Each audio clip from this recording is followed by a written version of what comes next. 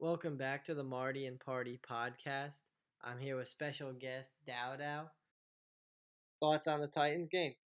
Well, my first thought is that AJ Brown is a really good receiver. He looks like a number one. I mean, I thought this when he was coming out of Ole Miss. I thought he was better than DK.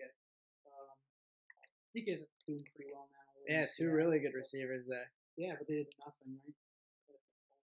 But yeah, Tannehill, AJ Brown connection, I love. And how did you think they handled the Steelers defense? I think the first half obviously was rough, right? So they couldn't get much going on the ground or through the air. And, that was a big narrative, coming into the game. They're the first, teammates, Tannehill and Henry are to have a 350-yard passing game and 200-yard rushing. I mean, to expect them to do that again is just crazy. But, yeah, I thought they could have came out stronger. They finished the game really well. They showed heart, and I think that's, more of a team taking on the personality of its coach. Vrabel's a tough guy, battle hardened, battle tested. So I like that. I just wish they did it for, full 60 minutes. And Party, a lot of blame was put on Stephen Gostkowski for his missed field goal. I, for one, don't think that you really can blame him too much. It's not a give me field goal at that length. And, in the NFL, nothing's a gimme. What do you think? Well, a lot of people refuse to acknowledge that a kick is not solely on the kicker. The long snapper has to snap it perfect every time. The holder has to hold it perfect every time. And then even then, it's not a 100% chance to go in. Now, I looked at the replay. Brett Kern may or may not have moved that ball slightly to the right. You don't know if that's what Gostkowski wanted, but every time he's missed, it's been leaning to the right most of the time. So I think something's got to be done in practice. Gostkowski, he's won Super Bowls with New England. He is a good kicker. He's better than any other kicker that's been in Tennessee the last few years. And I think what I liked the most was I was expecting after they lost this game a lot of people to write the Titans off. You look at a lot of power rankings still, and the Titans are sitting at the 6 or 7 mark on most things. Do you think that's a fair ranking for the Titans right now? Yeah, I do. They're ranked usually right between the Ravens and the Bills. I think they're better than the Bills right now as far as quarterback and balanced offense, but they've definitely shown themselves to be in the upper echelon of the league. And Party, where do you think we are with them? I agree. They're definitely better than the Bills. I'd put them over the Ravens as well. They have a quarterback who could throw the ball for over 200 yards a game with efficiency, unlike the quarterback in Baltimore. But the teams ahead of them I'll have are the Packers, the Chiefs, the Bucks look really good, and the Steelers because they just lost to the Steelers. It's tough to rank someone ahead of someone that you just beat. And if you're new to our podcast, you're probably going to hear a lot of Lamar Jackson slander. So I'm sure if you're just listening to this the first time, you're going to get used to it. All right, so on to our next topic. A lot of stuff. We are based in New Jersey over here, so we hear a lot of New York media. And a lot of media here is right now is in love with the idea of the New York Jets finishing 0-16, which I don't think they're going to do, and selecting Trevor Lawrence with their first overall pick. I'll share my thoughts, and I'm going to pass it along to the boys. I think it's first of all, if the Jets were to finish with the first overall pick, it would be a massive mistake if Sam Darnold is still on the roster by the end of the season to go ahead and draft another quarterback. You saw, especially if you're a Titans fan, tighten up everybody. If you're a Titans fan, you'll see how hard it is for an incoming quarterback to play when the offensive line is so poor. Sam Darnold coming out of college, I was very sold on, I will admit, and I still believe that he has a very high ceiling above. And I really do think it would be a bad decision if the Jets went out and drafted Trevor Lawrence. I think that the team wouldn't improve at all, and they'd be facing another last place finish for the next 2 or 3 years, and then probably saying, oh, we need to go draft another quarterback. I'm going to throw it on to the boys now and see what they think. Yeah, I mean, The Jets are a mess. You said you don't think they'll finish 0-16. I definitely disagree. They have not been competitive in any game except for one half against the Bills. And then they followed that up with 4 yards in the second half because the defense switched to man. Coaching, first and foremost, has to change for the Jets. I don't care who you bring in. No one's getting better under Adam Gase. All right, so coming to Sam Darnold, love the guy. I loved him coming out of college. Still love him now. I don't think he can do anything back here with this line, with his lack of weapons. But there's nothing to show that Trevor Lawrence could be better. I mean, if you look at their tape side by side, Sam Darnold was doing a lot of the same things Trevor Lawrence was. And one thing against Trevor, I still think he's a great talent and all, but he's also playing with multiple first-round players. Sam Darnold's best year was when he was playing with Juju Smith-Schuster. Wasn't even a first-rounder, second-rounder. Sam Darnold did not, I believe, on that USC team, didn't have another first-rounder on his team. So if he looked as good as Trevor Lawrence, I don't understand why you're just willing to throw him away and start again. Yeah, one more thought on the Sam Darnold as a prospect. I know we get to see him now every Sunday in the NFL. But one thing that I remember seeing a lot out of him in college was that his arm strength was just through the roof. I remember seeing him not have to step into some of these throws. I forgot what overtime game that USC went into his junior year. And this throws that he was making in overtime were incredible. And to just pass up on him and say, hey, he's in our locker room now, but we're going to go for the next shiny new object, which is basically a carbon copy of what he was as a prospect with a little bit better legs, I think really is not going to improve anything if you don't protect him. Yeah, I love Sam Darnold, and if I'm the Jets, I would try to trade this number 1 overall pick, Absolutely. Let's just be clear. Sam Darnold's 23 years old. Trevor Lawrence is 21. 2 years of NFL experience I'll take 100% every time. Now, if you're looking at the draft, there are at least 3 teams in the top 10 that could possibly trade for Trevor Lawrence. Jacksonville Jaguars, who are 1-6. Gardner Minshew clearly is not the guy we thought he was. I think Atlanta could also trade for a quarterback. The team flat out stinks. They can't hold the lead. Matt Ryan has a noodle arm.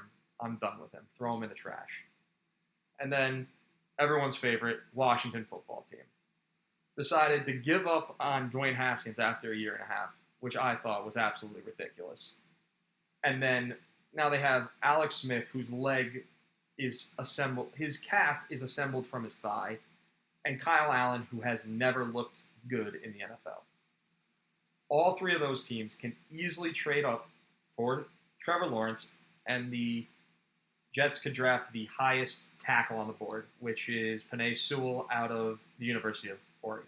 And you got to remember, too, that the Jets would still hold the Seattle Seahawks first-round pick, where they could give Sam Darnold maybe even a guard or a super talented wide receiver. You're going to see a couple in the draft there with that.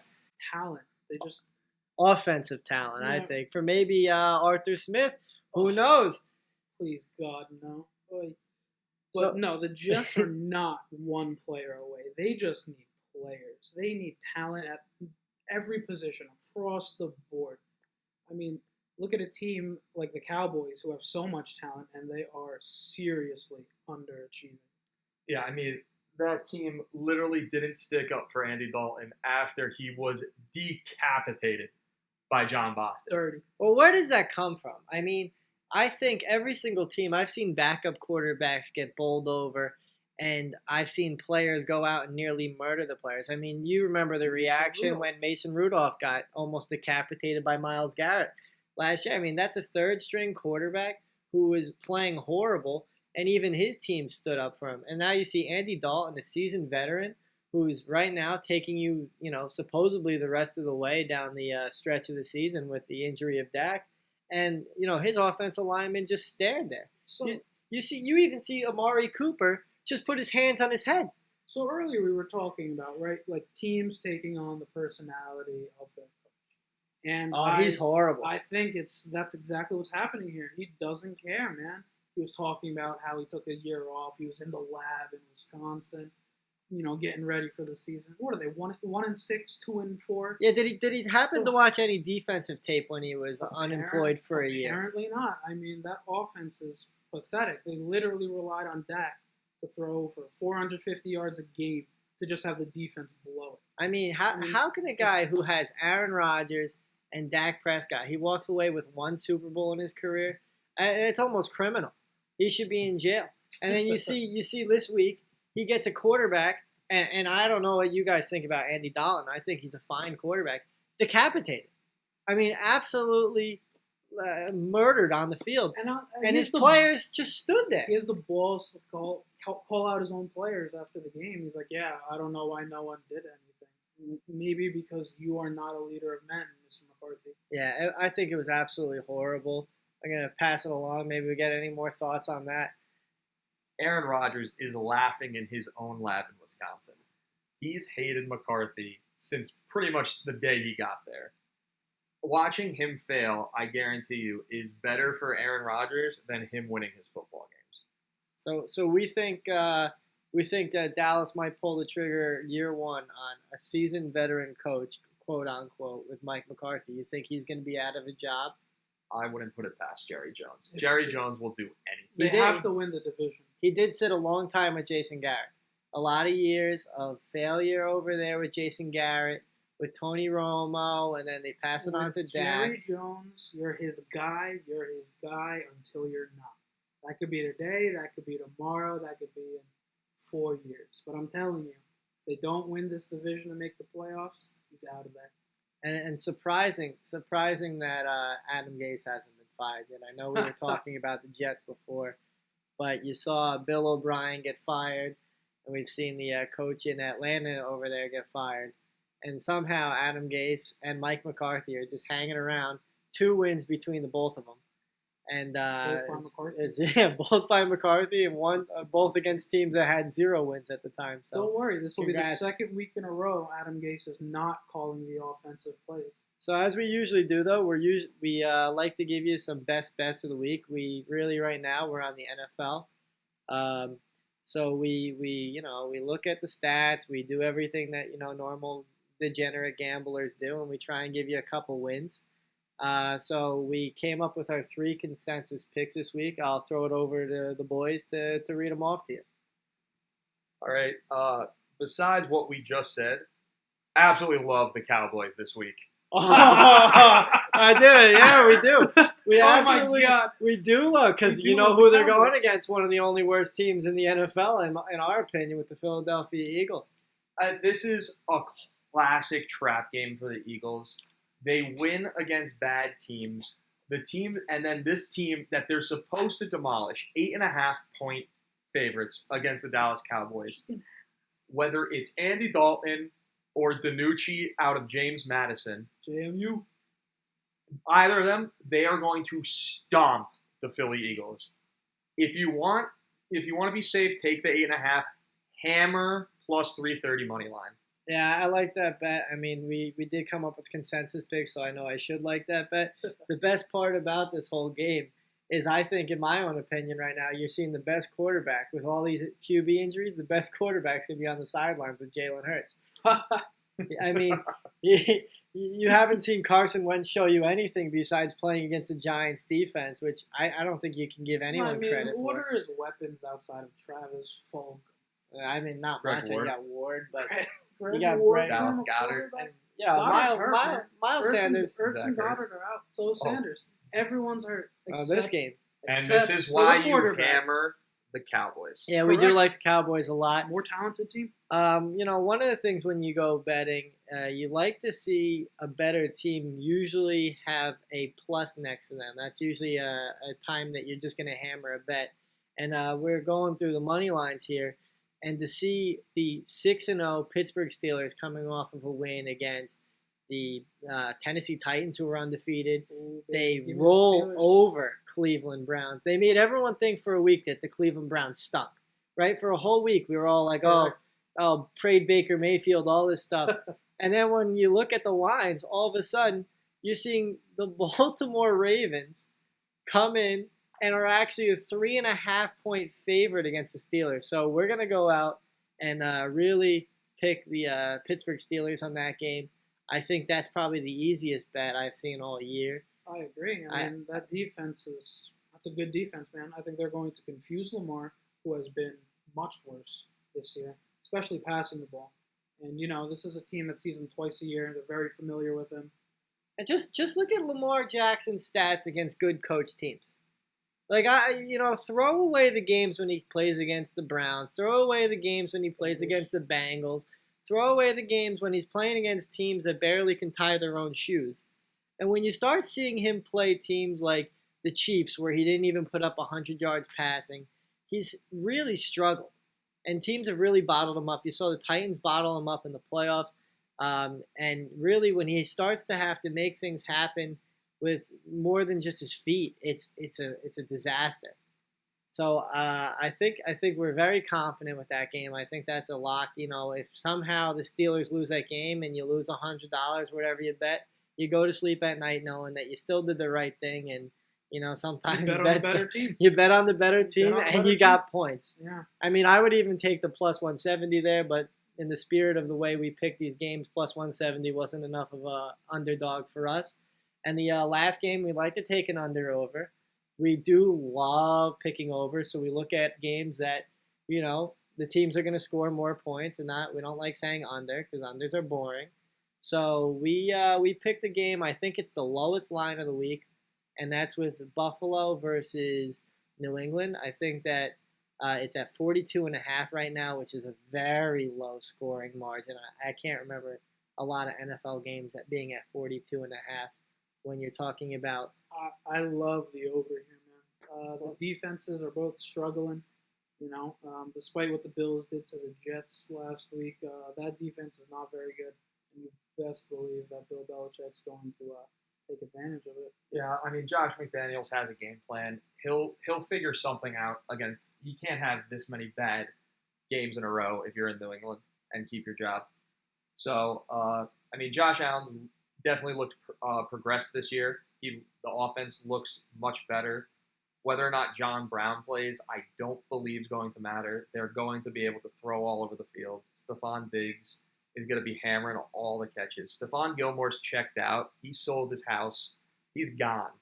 Yeah, and what about this? Interceptions. How many interceptions has both of those quarterbacks thrown? You're going to be seeing short fields that whole game.